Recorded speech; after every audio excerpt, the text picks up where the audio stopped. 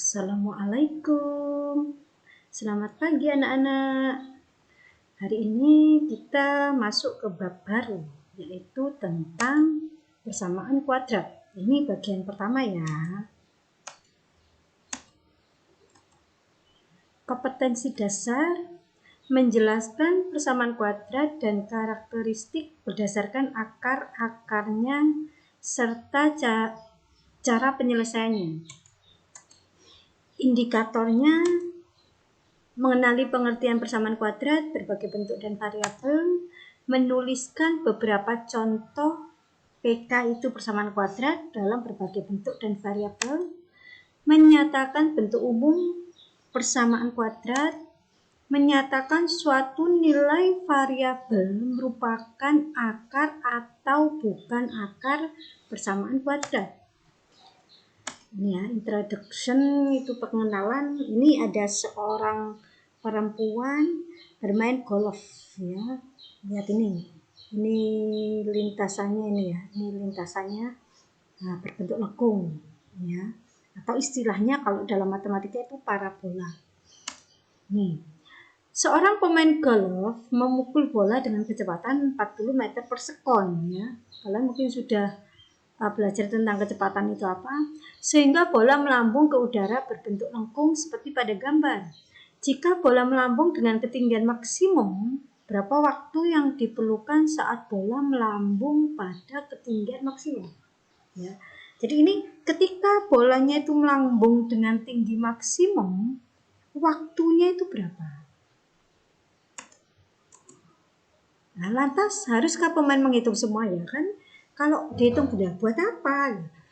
Wah, bisa gawat nih kalau begitu caranya lah. Pemain tidak segera memukul bolanya ke lubang karena sibuk menghitung. Jadi kalau menghitung waktunya berapa itu nanti sibuk. Jadi sibuk nggak segera memasukkan bolanya ke lubang golf tadi ya.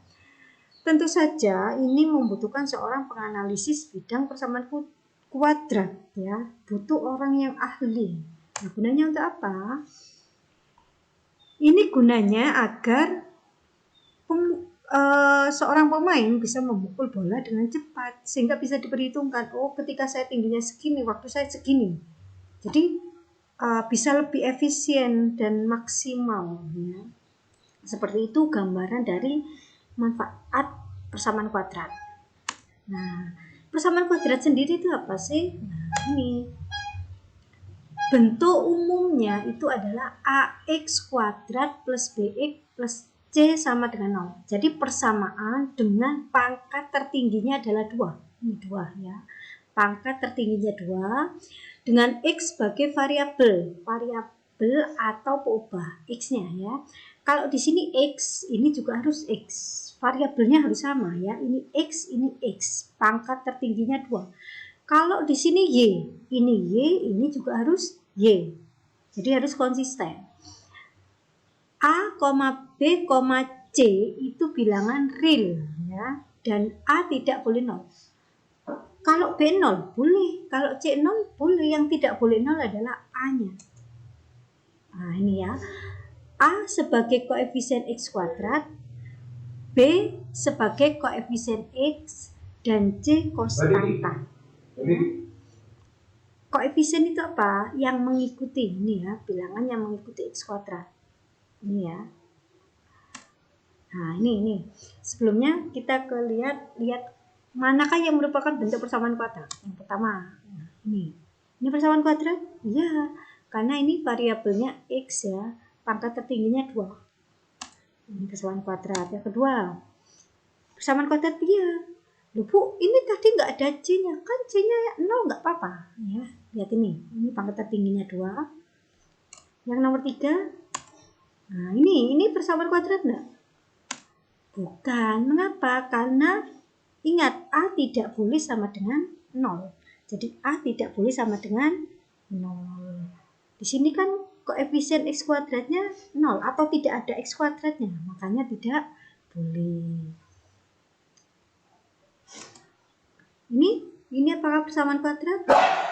Memang pangkat tertingginya 2, tapi ini beda variabel. Satunya X, satunya Y, kan tidak boleh. Jadi ini bukan persamaan kuadrat. T kuadrat min 10T sama dengan 7. Apakah persamaan kuadrat? Kita cek. Persamaan kuadrat. Loh, kok bisa kayak gitu? Ini kan sebenarnya bisa diubah jadi bentuk, nah ini T kuadrat min 10T, 7 pindah ya di ruas kanan ya, di ruas kiri, sehingga jadi min 7. Kan ini walaupun T nggak masalah karena sama-sama T, pangkat tertingginya 2. Nah, coba kalau yang 6. 6 termasuk persamaan kuadrat enggak? Nah, jawabannya apa? Bukan. Kenapa? Karena ini memang pangkat tertingginya 2, tapi di sini akar. Tadi kan ketentuannya harus apa tadi? Pangkat 1 ya. Jadi habis pangkat 2, pangkat 1. Ya, tidak boleh ada bentuk akar. Sekarang ini, tentukan nilai A, B, C ya. Ini AA-nya sudah tahu ya. Coba yang pertama. 3x kuadrat plus 2x min 3. A-nya berapa? 3. B-nya 2. C-nya negatif 3. Nomor 2. X kuadrat min 1 sama dengan 0. A-nya 1. B-nya tidak ada. Berarti 0. C-nya negatif 1. Yang nomor 3. 3x kurung x plus 7 plus 9. Loh, ini persamaan kuadrat enggak? Ini kan bisa dioperasikan. Kita tunjukkan. Nah, ini kan bisa kita kalikan satu-satu. 3x kali x ditambah 3x kali 7 ditambah 9 sama dengan 0. Sehingga hasilnya adalah 3x kuadrat plus 21x plus 9. Berapa A-nya? A-nya 3. B-nya 21. C-nya 9. Sekarang yang keempat. Kalau ini bagaimana? Kira-kira A-nya. Kan ini pindah ruas kiri ya. Pindah ruas kiri. Berarti A-nya berapa? 2. B-nya ini pindah ruas kiri jadi negatif 3. Negatif 8 pindah ruas kiri jadi 8 ya. Sekarang berikutnya. Negatif 4T kuadrat plus 7T. Ini kan variabelnya T. Boleh enggak? Boleh, enggak apa-apa. Yang penting ini T kuadrat, ininya T pangkat 1. T kuadrat, A-nya negatif 4. B-nya 7. C-nya ada enggak? Enggak ada, berarti 0. Satu yang satu, ini ya. Ini dicoba, dikerjakan ya. Akar persamaan kuadrat. Menentukan akar atau penyelesaian persamaan kuadrat ax kuadrat plus bx plus c itu artinya mencari nilai x, mencari nilai variabel ya atau peubah yang memenuhi persamaan sehingga pernyataannya menjadi benar. Pengganti-pengganti variabel x yang dicari itu harus memenuhi syarat jika disubstitusikan pada persamaan tersebut menjadi kalimat benar.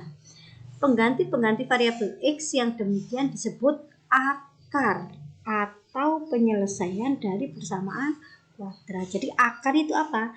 Nilai x-nya ini penggantinya ya. Mungkin lebih tepatnya kita ke contoh ya. Tunjukkan akar. Akar itu x-nya ya. Merupakan akar-akar persamaan kuadrat, persamaan x kuadrat min 49. Kita cek. X1 sama dengan 7. Substitusikan atau masukkan ya. 7, X-nya kita ganti 7. Substitusi itu nama lainnya adalah mengganti ya. Mendistribusikan ya. X-nya kita ganti 7, jadi ini pangkat 2 ya. Ini keliru ya. 7 pangkat 2 min 49 sama dengan 49 min 49 sama dengan 0 ya. Ini 7 pangkat 2 ya. Oh benar. Oh ternyata, nah sekarang ini juga X2 sama dengan min 7. Kita substitusikan juga, negatif 7 pangkat 2 min 49 sama dengan 49 min 49 sama dengan 0. Yang artinya X1 sama dengan 7 itu jika disubstitusi nilainya sama dengan 0. Benar kan? Nah, benar.